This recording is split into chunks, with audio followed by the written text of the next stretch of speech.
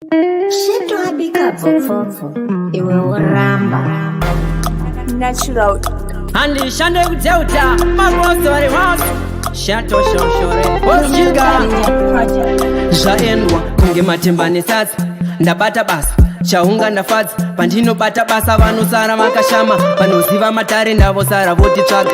handisiwepo ndofaneka pangolini ndapoza tora mapikicha kanda magazini ndiri kuzvifilafila kunga marozevha apindira dhorobha akarova kodhorojini mapostori bosiwe famba ratidza tarenda zvishandwa patinobata basa tichivaradza ushasha vavakuzunza mukaka kunge chimokwamanda bosiwe famba ratidza tarenda zvishandwa ndinovetasa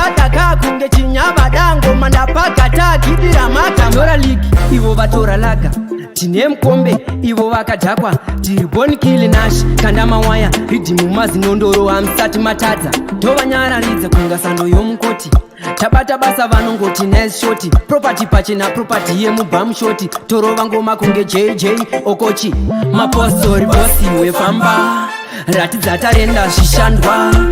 patinobata basa tichivaradza ushasha vavakuzunza mukaka kunge chimokwamanda bosiwe famba ratidza tarenda zvishandwa ndinovetasa kunge chinyavadango mandapakata gidira mazvaendwa kunge matemba nesadza ndabata basa chaunga ndafadza pandinobata basa vanosara vakashama vanoziva matare ndavosara votitsvaga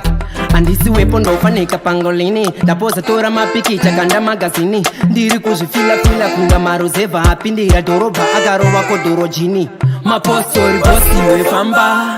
ratidza tarenda zvishandwa patinobata basa tichivaradza ushasha vavakuzunza mukaka kunge chimokwamanda bosiwe famba ratidza tarenda zvishandwa ndinovetasa kunge chinyavadango mandapakata gidira makatora ligi ivo vatora laga tine mukombe ivo vakadhakwa tiri bonikili nashi kanda mawaya ridhimu mazinondoro hamusati matadza tovanyararidza kunga sando yomukoti tabata basa vanongoti neshoti propati pachena propati yemubhamushoti torova ngoma kunge jj okochi mapostori bosiwe famba ratidza tarenda zvishandwa patinobata basa tichivaradza ushasha vavakuzunza mukaka kunge chimokwamanda bosiwe famba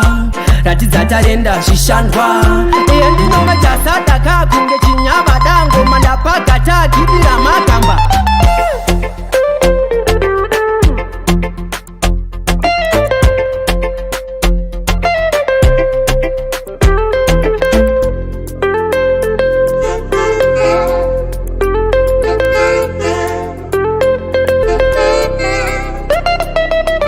intelligent project.